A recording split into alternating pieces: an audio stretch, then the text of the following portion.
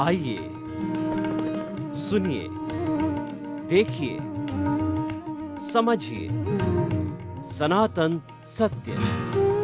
जैसी दृष्टि वैसी सृष्टि, दृष्टि विज्ञान। कुदरत, कुदरती रचना एवं कुदरत के कानून से शाश्वत सुख की प्राप्ति। जोधपुर के परम पूज्य महात्मा उपासक प्रोफेसर डॉक्टर सोहन राज तातेड़ के निर्देशन में सनातन सत्य। जैसी दृष्टि वैसी सृष्टि, दृष्टि विज्ञान।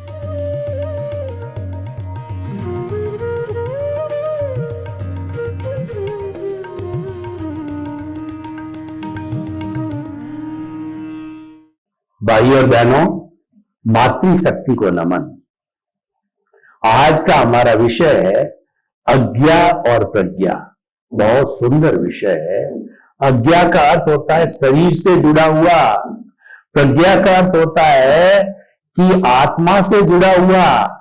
ये दो अकाउंट है, एक जड़ का अकाउंट है और एक चेतन का अकाउंट है। तो पहले हम जो है जड़ और चेतन की परिभाषा, उनके गुण, उनके लक्षण, उनकी कार्य प्रणाली को समझ लेते हैं। जड़ किसे कहते हैं? जिसमें फीलिंग्स नहीं होती, जो सुख दुख की अनुभूति नहीं करता, जिसमें ग्रोथ नहीं होती और जो गलन मिलन धर्मा है, टूटता है, जुड़ता है, फ्यूजन और कॉम्बिनेशन होता है जिसके अंदर। आज जो है रेत है, कल वो सोना बन गया, परसों अभ्रक बन गया, टिटानियम बन गया, प्लेटिनम बन गया। हमारे वैज्ञानिकों ने कुल 116 भौतिक तत्व जो है ढूंढ निकाले हैं। उनमें ये बदलते रहते हैं, टूटते रहते हैं, जुड़ते रहते हैं, टूटते रहते हैं, जुड़ते रहते हैं। इनके अंदर बदलाव होता रहता है। इसको हम पर्याय कहते हैं, उत्पाद व्यय द्रव्यात्मक सतह। यानी उत्पाद का होता उत्पन्न होना, व्यय का मतलब विनाश होना, लेकिन फिर भी वह तत्व जो है द्रव्य मतलब शाश्वत है। कैसे?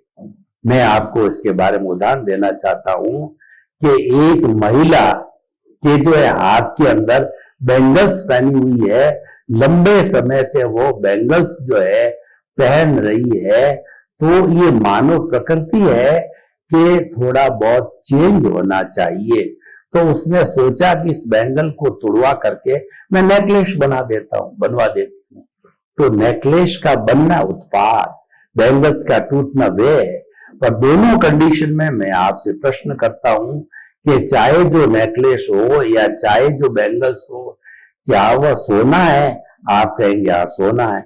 उसको द्रव्य कहते हैं कि बदलने के बाद भी उसके गुण वही रहते हैं, वो द्रव्य कहा जाता है। तो हमारी आत्मा भी जो है इनसे संचालित होती है।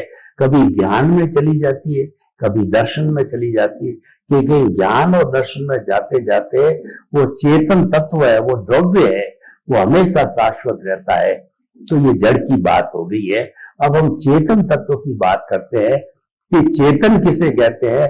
असंख्य चेतनामय परमाणुओं के पिंड को जो है हम चेतन कहते हैं। और वह चेतन होता है, प्रजनन होता है, ग्रोथ होती है, फीलिंग्स होती है, सुख दुख की अनुभूति करता है। ये 9 कैरेक्टरिस्टिक है जो कि विज्ञान सम्मत है। विज्ञान भी कॉन्शियस नाम से उस 9 जो कैरेक्टरिस्टिक को मानता है, चाहे वो आत्मा तत्व में विश्वास करे या ना करे, लेकिन कॉन्शियसनेस को वो मानता है। तो हम आत्मा को कॉन्शियसनेस भी कह सकते हैं, इसमें कोई ऐतराज नहीं, भावार्थ की बात है।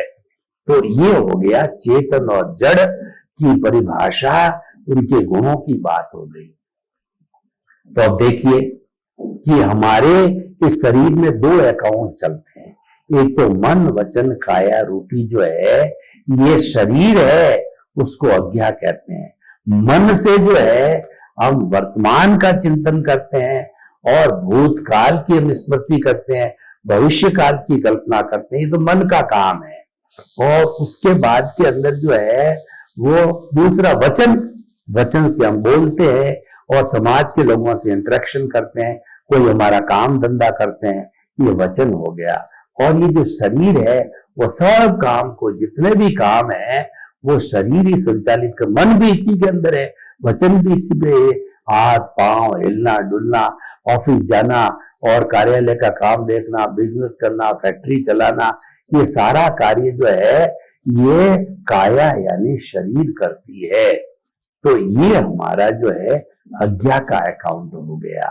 अब हम जो है चेतना की बात कर रहे हैं, तो प्रज्ञा का अकाउंट है कि हमारी जो चेतना जो है वह कोई तरह का चिंतन नहीं करती, वो तो मूल स्वरूप में आनंद में विराजमान है, वह तो सच्चिदानंद है, सबका मतलब अविनाशी, चित्त का मतलब है वो ज्ञान दर्शन वाली है और आनंद उसका लक्षण है, उसमें वो विराजमान है, उसकी मात्र हाजिरी है, उसकी हाजिरी बिना किसी का न तो अज्ञा का काम चलता है न प्रज्ञा का काम चलता है।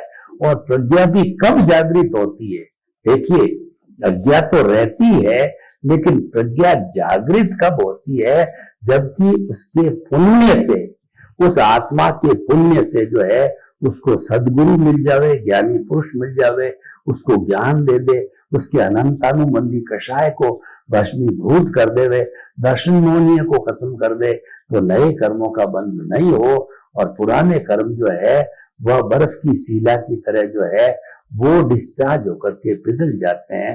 ये सारा ज्ञान के बाद होता है। यानी हमारी चेतना के 3 स्तर, चेतना तो एक ही है लेकिन उसके 3 स्तर है, तो 3 उसके जो है कैटेगरीज है।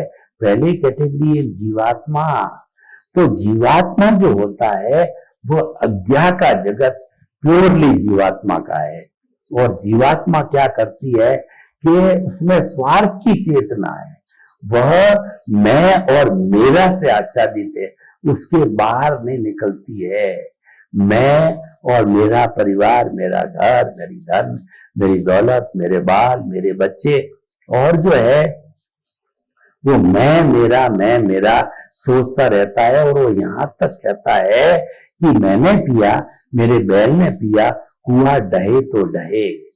तो इसीलिए ऐसी जो है वो उसके अंदर ये हाजिर होती है और हाजिर होकर के और वह जो है वो सारा कार्य करती है। तो हम बात कर रहे थे कि चेतन तत्व की बात कर रहे थे कि ये जो है वो पहले हमारी जीवात्मा होती है, उसके बाद के अंदर पुण्योदय होता है, क्योंकि हर समय एक तानी अज्ञा के बाद में पुण्योदय होता है।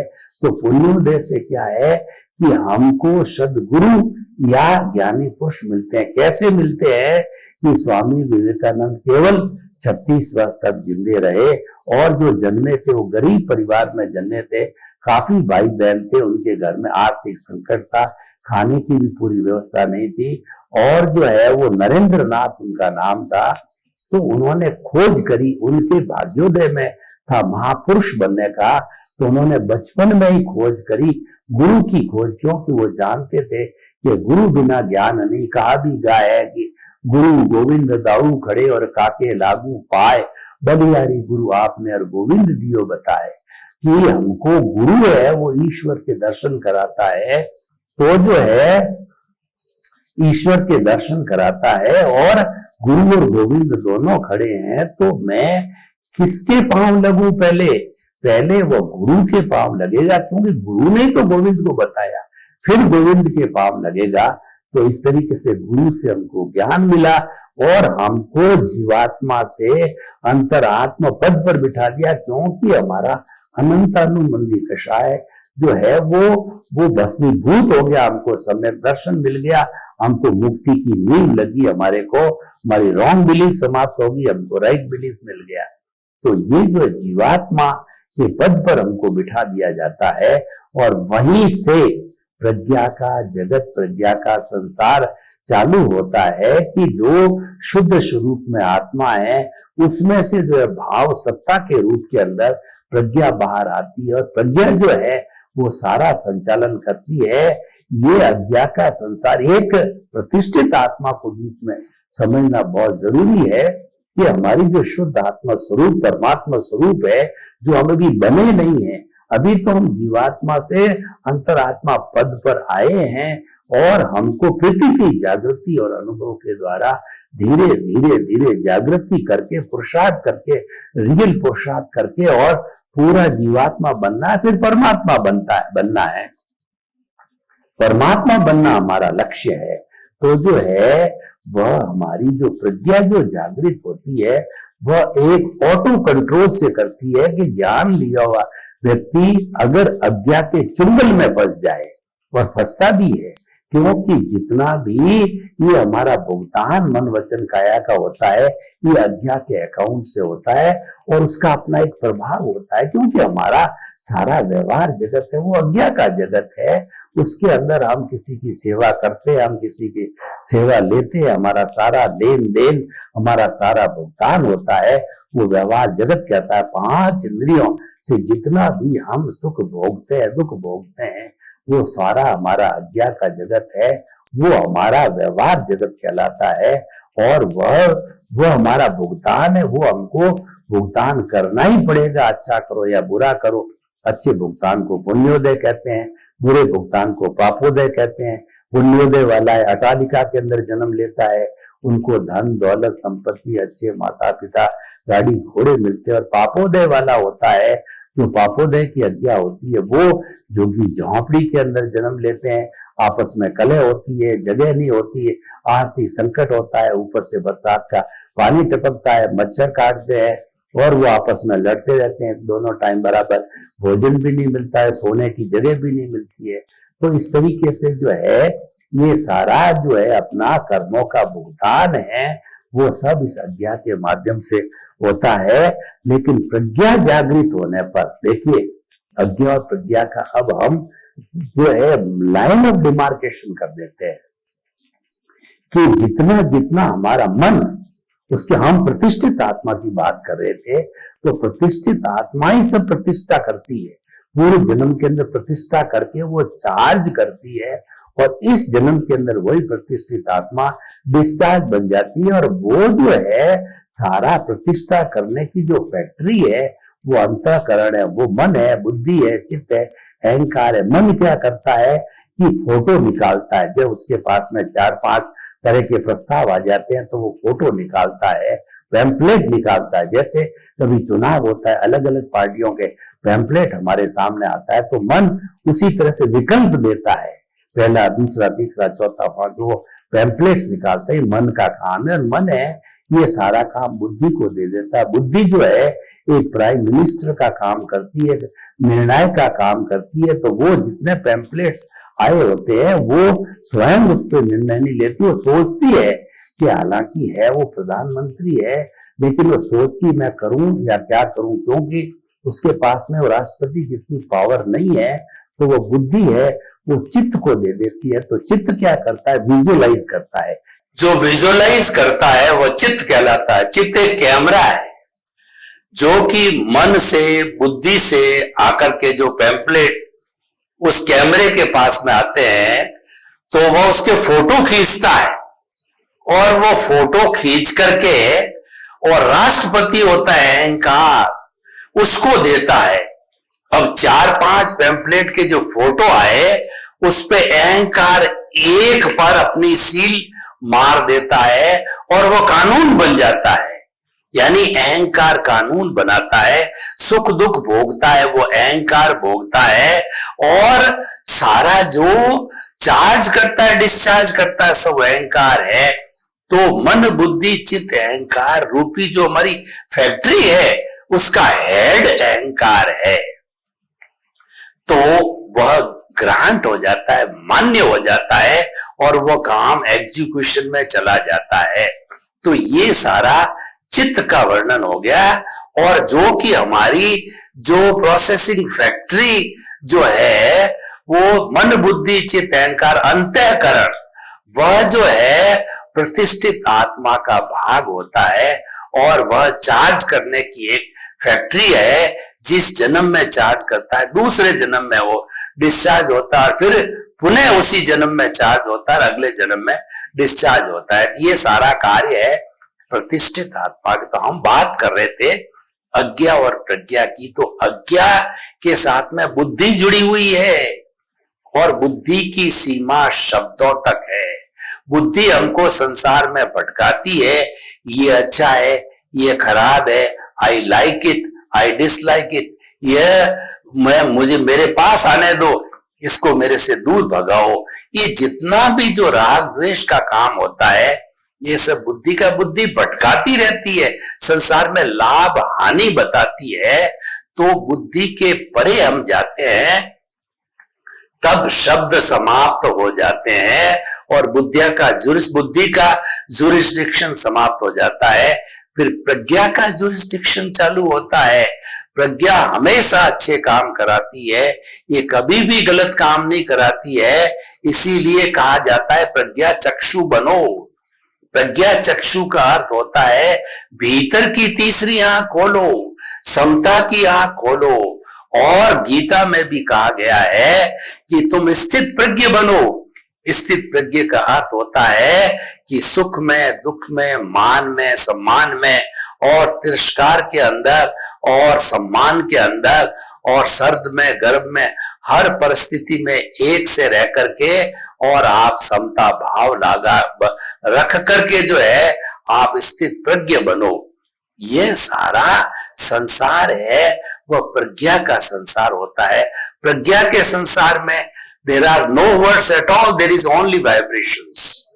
और वाइब्रेशंस के अंदर 6 तरह की लेशियाएं होती है। 3 शुभ लेशिया होती है, 3 अशुभ लेशिया होती है। वो हमारी जो है वो कृष्ण नील कापोत, ये तीनों अशुभ लेशियाएं हैं। और ये जो है वो डीप कलर की होती है और शुभ लेशिया होती, ब्राइट कलर की लेशिया होती है तेजो पद्म शुक्ल लेशिया। तेजो लेशिया जो है वो हमको शांति देती है। पद्म लेशिया हमको जो पीले कलर की होती है, हल्दी जैसा चमकता कलर, और तेजो लेशिया जो है पिंक कलर की होती चमकता हुआ। और जो पद्म लेशिया होती है वो हमको आनंद देती है। शुक्ल लेशिया एकदम चमकता हुआ व्हाइट कलर, वो प्योरिटी की है, वो मुक्ति देती है। ऐसे वाइब्रेशंस भीतर दिखते हैं। उस वाइब्रेशन के जगत में चाहे ईसा मसीह जाओ, चाहे जो है वो अपने अल्लाह के प्रतिनिधि जाओ, चाहे जो है जेरूसलम जाओ, चाहे जो जीसस क्राइस्ट जाओ, चाहे गुरु नानक जाओ, राम जाओ, कृष्ण जाओ, महावीर जाओ, कोई भी जाएगा उनको सबको एक सा सत्य दिखाई देगा। इसलिए जितने जितने धर्म के प्रवर्तक है वो प्रज्ञा के जगत में जाकर के सत्य की खोज करके और हमको सत्य परोसते हैं। इसी कारण से सभी धर्मों में समानता नजर आती है कि परहित सरिस धर्म नहीं भाई। हर प्राणी के साथ में अच्छा व्यवहार करो, किसी के साथ में बुरा व्यवहार मत करो। ऐसा ये भीतर से आया है और ये प्रज्ञा के संसार से आया है। प्रज्ञा जोड़ती है, अज्ञा तोड़ती है।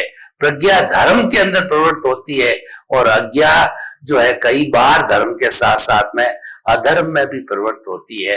तो ये हमारा प्रज्ञा का संसार है। और प्रज्ञा का संसार ज्यों ज्यों डेवलप होता जाता है, ज्यों ज्यों हमारा ऊर्ध्वारोहण होता है, और ऊर्ध्वारोहण होते होते हम जो है हमारी अंतिम मंजिल मोक्ष है उसको भी प्राप्त कर सकते हैं। तो अज्ञा और प्रज्ञा के माध्यम से हमने देखा कि अज्ञा केवल जो है हमारी जीवात्मा है और प्रज्ञा के क्षेत्र में आने के बाद में अंतरात्मा बन के हम परमात्मा बन सकते हैं।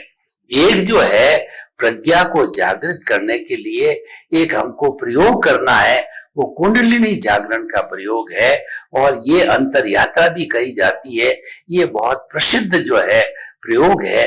वो हम आपको जो है प्रज्ञा जागृत करने के लिए, प्रज्ञा को सपोर्ट करने के लिए ये कुंडलिनी जागरण का प्रयोग करा रहे हैं।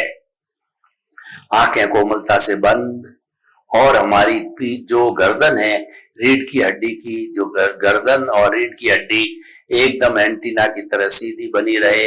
अब हम थोड़ा कायोत्सर्ग करेंगे, चित्त को पूरे शरीर में घुमाएंगे, दोनों पैर के अंगूठे से ऊपर की ओर होते हुए हमारे कमर के पोर्शन में लाएंगे, फिर आगे पेट और कमर के माध्यम से गर्दन तक लाएंगे और गर्दन से पूरे सिर में जाएंगे और ऑटो सजेशन दो कि पूरा शरीर शिथिल हो जाए, शिथिल हो जाए। अनुभव करो कि पूरा शरीर शिथिल हो गया है। कोई तनाव नहीं, कोई अकड़न नहीं, कोई जकड़न नहीं, कोई भारीपन नहीं, कोई स्ट्रेस नहीं, कोई स्ट्रेस नहीं। पूरा शरीर रुई की भांति शिथिल हो गया है। अनुभव कीजिए मैं मेरे स्थान से 1 फुट ऊपर उठ रहा हूं। अब श्वास को शिथिल कीजिए, दोनों नथुनों के बीच के अंदर चित्त को केंद्रित करिए, लंबा सांस लीजिए, लंबा सांस निकालिए। पेट सांस लेते समय पेट फूलना चाहिए, सांस निकालते समय पेट सिकुड़ना चाहिए। लंबा सांस और लंबा और लंबा, गहरा सांस, समतल सांस, ठंडा सांस, सांस शिथिल, शरीर शिथिल। अब हम प्रज्ञा के जागृत के लिए कुंडलिनी जागरण कर रहे हैं। हमारी रीढ़ की हड्डी का निचला भाग शक्ति केंद्र, उस केंद्र के नीचे पूरा विटालिटी का शक्ति केंद्र के नीचे तालाब है, समुंदर है, झरना है। उस शक्ति को उठा करके शैस्त सार पे ले जाना है। उठाने के लिए हमारी रीढ़ की हड्डी के बीच के अंदर एक सफेद रंग का पतला धागा स्पाइनल कॉर्ड है। वो रीढ़ की हड्डी के निचले भाग से स्पाइनल कॉर्ड को जो है आप जिस तरीके से हम जो है अपना ब्लड प्रेशर नापते हैं उसी तरह से हमारी गुदा को जो है ब्लैडर समझें और वो स्पाइनल कॉर्ड के अंदर चलता हुआ जैसे पारा होता है जो आगे चलता है, ऊपर चढ़ता है, ऊपर चढ़ता है, जो है वो थर्मामीटर के अंदर, वैसा हमारी शक्ति है स्पाइनल कॉर्ड में सांस के भरने के साथ में ऊपर उठनी चाहिए। ऊपर उठ करके और श्वास के पूरे होने तक ये शैस्त सार में छोड़ दीजिए। फिर उसके बाद के दूसरी रास्ते से श्वास को जो है वो छोड़ते समय नीचे आइए, शक्ति केंद्र पर आइए। तो मैं करके बताता हूं। श्वास को भरिए, ब्रेड को दबाइए, ऊर्जा को उठाइए, अनुभव कीजिए पारे की तरह सांस के भरते हुए स्पाइनल कॉर्ड के अंदर ऊपर चढ़ रही है ऊर्जा, ऊपर चढ़ रही है विटालिटी, ऊपर चढ़ रही है, ऊपर चढ़ रही है और उसको शैस्त सार तक जुड़े हुए स्पाइनल कॉर्ड उस शैस्त सार में छोड़ दीजिए। फिर उसी रास्ते से श्वास को छोड़ते हुए नीचे शक्ति केंद्र पर आइए। फिर गुदा को दबा करके शक्ति को उठाइए, स्पाइनल कॉर्ड के माध्यम से ऊपर चढ़ाइए, ऊपर चढ़ाइए और इसको शैस्त सार पे छोड़ दीजिए। और फिर उसी रास्ते से श्वास को छोड़ते हुए धीरे धीरे शक्ति केंद्र पर आइए। अपने आंखें खोल दीजिए। प्रभु ने आपको जो है आशीर्वाद दिया, वो आशीर्वाद आपकी हथेली पर आ गया है। उस प्रभु के आशीर्वाद को आप 3 बार सिर के ऊपर लगाइए। प्रभु भीतर विराजमान है, भीतर से आशीर्वाद देता है। वो आशीर्वाद वो हमारे सिर के ऊपर लेना है। इस तरीके से जब हमारी नीचे ये फालतू खर्च होने वाली विटालिटी जो कि हम भोग विलास 5 इंद्रियों के सुख के अंदर जो है वो खर्च कर देते हैं, उसको उठा करके जो ज्ञानी पुरुष होते हैं, जिसने ज्ञान लिया वो होता है, जो कि जीवात्मा से अंतरात्मा के पद पर विराजमान होते हैं, वो इस शक्ति को उठा करके शैस्त सार पर छोड़ते हैं। धीरे धीरे धीरे धीरे उठा करके ज्यादातर उस शक्ति का जो है शैस्त सार में आने के बाद में हमारा ज्ञान बढ़ जाता है, हमारा ओज बढ़ जाता है और हमारा जो है वो कहीं पर भी मन इधर उधर नहीं भटकता है, मन एक जगह केंद्रित हो जाता है। और हम जब सालंबन निरालंबन ध्यान करते हैं तो हमारा ध्यान टिक जाता है, इधर उधर कहीं पर भी हमारे विचार नहीं जाते, क्योंकि हमारी सारी विटालिटी है शैस्त सार ज्ञान केंद्र के ऊपर इकट्ठी हो, ज्ञान के तंतु बढ़ जाते हैं और ज्ञान ही आत्मा है, आत्मा ही ज्ञान है। जब ज्ञान हमने आत्मज्ञान इकट्ठा कर लिया, इसका मतलब हमने बहुत बड़ी शक्ति को ट्रांसफर कर लिया, बहुत बड़ा वेयर हाउस बढ़ा दिया, बहुत बड़ा स्टोरेज बढ़ा दिया, उसी की जरूरत होती है। तो ये सारा हमारा प्रज्ञा का संसार है। तो अज्ञा हमारा भुगतान है, अज्ञा हमारा हिसाब है। ये पूर्व जन्म के जितने जितने हम कर्म जो करते हैं, हमारे भाव कर्म इस जन्म के अंदर द्रव्य कर्म के रूप में, द्रव्य कर्म 8 तरह के होते हैं, ज्ञानावर्णीय, दर्शनावर्णीय, वेदनीय, मोहनीय, आयुष्य, नाम, गोत्र, अंतराय। इसमें 4 घाती कर्म होते हैं, आत्मा की घात करते हैं, ज्ञानावर्णीय, दर्शनावर्णीय, मोहनीय, अंतराय। ये जो है वो कैरी फॉरवर्ड होते रहते हैं आत्मा से जुड़े हुए होने कारण में, और शरीर का भुगतान कराने वाले पुण्य पाप रूप में वेदनी, आयुष्य, नाम और गोत्र है, ये उसी जन्म में भुगत लिए जाते हैं। नए जन्म में नया भुगतान होता है और नया जो है डिस्चार्ज होता है, नया चार्ज होता है। ये तो सारा चार्ज डिस्चार्ज होता है, ये हमारे अघाती कर्मों का होता है, ये सारा भुगतान है। और घाती कर्म होते हैं वो दृष्टि विज्ञान से समाप्त होते हैं, वो जो है हमारी समझ को खुला करने से होते हैं, वो ज्ञाता दृष्टा बनने से होते हैं, और वो हमारा रियल पुरुषार्थ है। रियल पुरुषार्थ के माध्यम से जो है हम घाती कर्मों का नाश करते हैं। उसमें प्रज्ञा का बहुत बड़ा रोल होता है। तो अज्ञा जो है केवल भुगतान के लिए है, केवल शरीर से जुड़ी, उसका नाम ही शरीर है। और प्रज्ञा जो है हमारे जो आत्मा से जुड़ी हुई है, इसीलिए उसका जो कार्य है वह कार्य हमारा आत्मा से जुड़ा होने के कारण जो है वो हमें ज्ञाता दृष्टा में ले जाती है, रियल पुरुषार्थ में ले जाती है, दृष्टि विज्ञान करती है। तो प्रज्ञा हमको क्या कहती है कि हाथों से अज्ञा का जो मन, वचन, काया रूपी जो शरीर भुगतान का है, उसको मात्र देखते रहो कि ये सोहन राज रूपी पुतला मन से क्या सोचता है, वचन से क्या बोलता है, काया से क्या काम करता है। मात्र उसको देखते रहो, क्योंकि ये तो करता रहेगा, ये तो पीछे से लेके आया है। और जब इसका पूरा भुगतान समाप्त हो जाएगा तब ये जो है आयुष्य के अधीन है, ये जला दिया जाएगा। लेकिन जो प्रज्ञा का जो संसार है वो स्थायी संसार है, वो आत्मा के साथ जुड़ा हुआ है। और जब आत्मा मुक्ति में चली जाती है तो प्रज्ञा की भाव सत्ता फिर आत्मा के साथ चली जाती, यानी हम मन से अमन बन जाते हैं। मन से अमन का अर्थ यह होता है कि मुक्ति की साधना, अपने स्वरूप की साधना करना, अपने आप को पहचानना, इंट्रोस्पेक्शन करना, और जो है आत्मविद्या को प्राप्त करना, ये सारा प्रज्ञा के संबंध में आता है। तो अब आप अच्छी तरह से समझ गए होंगे कि अज्ञा क्या, प्रज्ञा क्या है। हम अज्ञा को भी जो है वो इग्नोर नहीं कर सकते, क्योंकि जो व्यवहार शुद्धि बिना निश्चय शुद्धि नहीं है। अगर आपको मुक्ति में जाना है तो जिस प्राणियों के साथ में आपने जो भी अभद्र व्यवहार किया है, उन सब से आपको एनओसी लेनी पड़ेगी। उन सब से जो है हमको जो है वो एक एक हिसाब करना पड़ेगा, चुकता करना पड़ेगा।